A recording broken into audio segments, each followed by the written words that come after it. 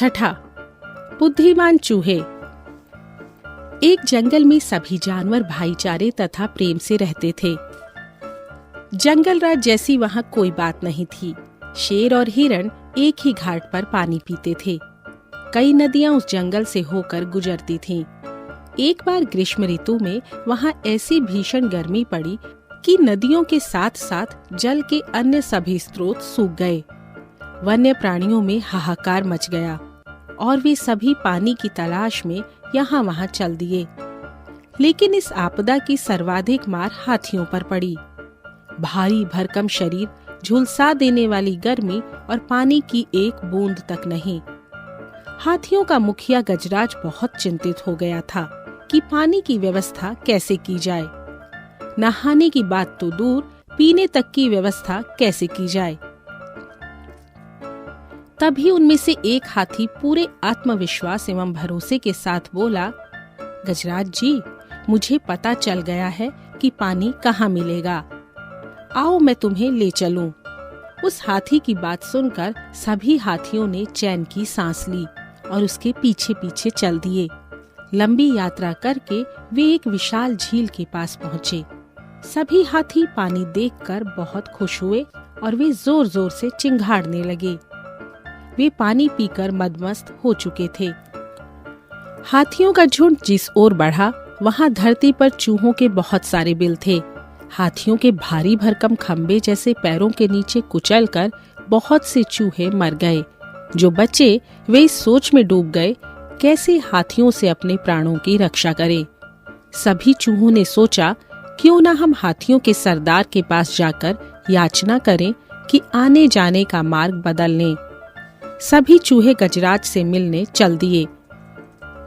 चूहों का मुखिया गजराज से बोला, हमारी कई पुश्तें यहाँ निवास कर चुकी हैं। ये हमारा पुश्तैनी घर है। लेकिन जब आपका झुंड यहाँ से गुजरा तो बहुत से चूहे हाथियों के पैरों तले दबकर मर गए। हमारा आपसे अनुरोध है कि आप अपने आने जाने का मार्ग बदल लें। हम छोटे जरूर हैं, शायद आपके काम आ जाएं।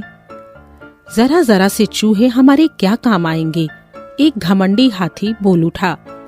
लेकिन हाथियों का सरदार गजराज बहुत ही दयालु था।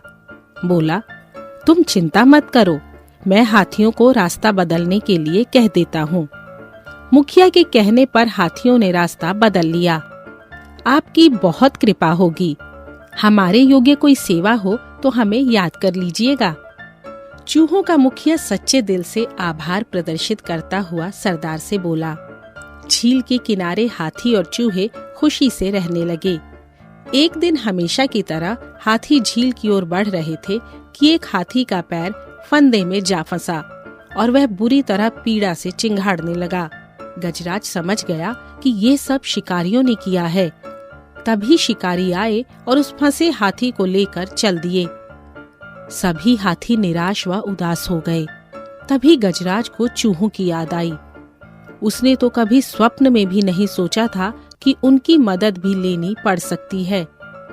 गजराज ने चूहों के मुखिया को खबर भिजवाई और पूरे घटनाक्रम से अवगत कराया। चूहों का सरदार बोला, कहाँ बांधा है उसे? हमें वहां ले चलो, हमसे जो बन पड़ेगा करेंगे।